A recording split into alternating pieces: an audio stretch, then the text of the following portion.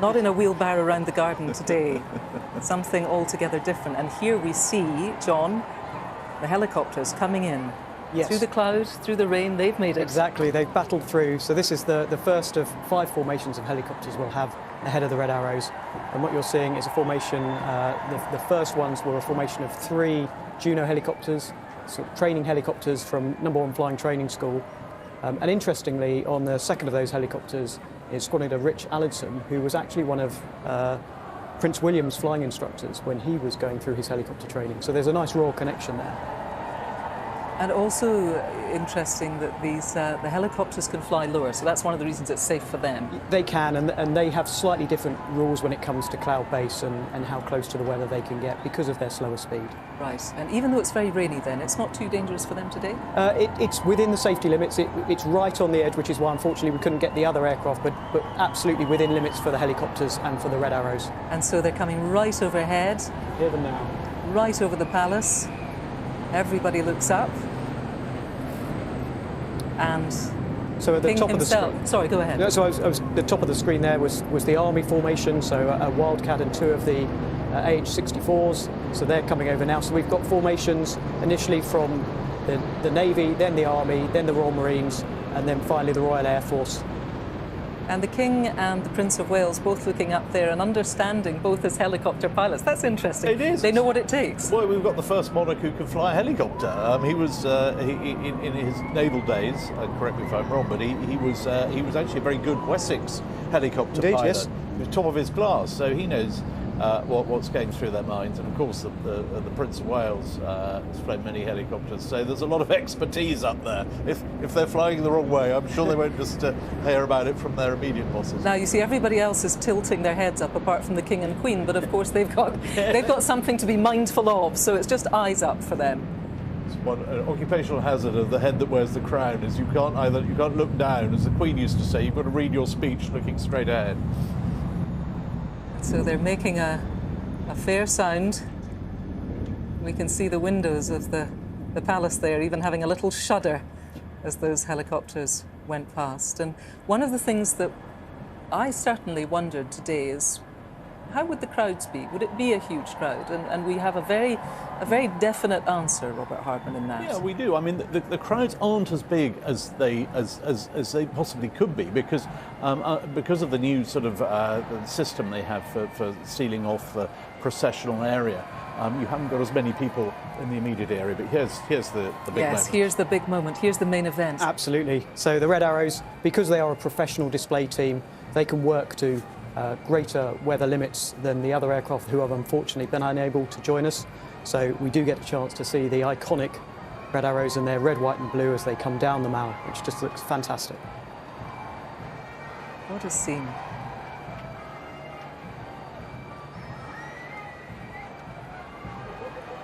They're currently in their 59th season. They've got another 60 displays to do this year. And where are those displays? Are they all over the world, or do they tend to be in the British Isles? So the majority in the British Isles, but they do go all over the world. And this is the moment.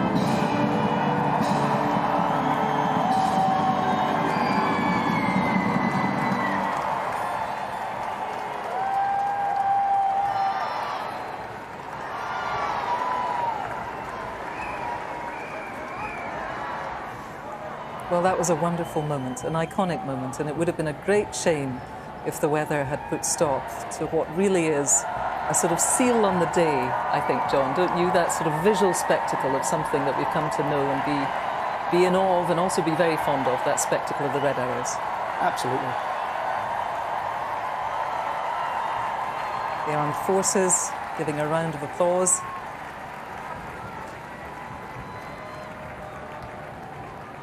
And in we go.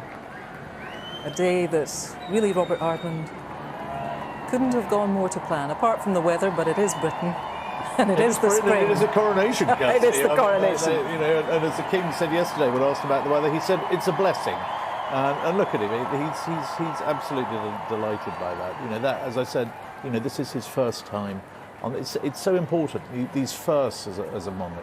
Your first Christmas broadcast, your first cenotaph, and now this his first appearance on the balcony. He'll never come back on the balcony wearing all that again. The next time we see him will be probably next month at the birthday parade. The more traditional balcony moment. But I think he can look back on today as the day that this is very much the punctuation marks of our national life is set by these moments. And King Charles, and standing with him, Queen Camilla, a day that many people believed we would never see.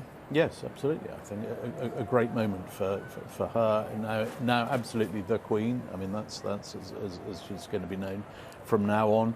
And I think, at the start of the reign, there were one or two people who thought perhaps, maybe this is going to be a bit of a sort of caretaker reign, really, because he is, as been said earlier today, he's the oldest monarch to be crowned that we've ever had. He'll be 75 later this year. But I think what he's done today, he's stamped his mark on this. And, it won't be one of the longest reigns. It just can't be. But It's going to definitely have a personality. And we've seen that already with a number of the sort of small things he's done. I mean, things are changing inside that palace. It's very nice to see the balcony back in action, because actually that's been a building site the other side of those windows for the last year. They've had to put floorboards down today just to get everybody out there. But things are changing. They're changing, incrementally. It's not a sort of big overnight thing, but he definitely has his own ideas for this institution that we celebrate today.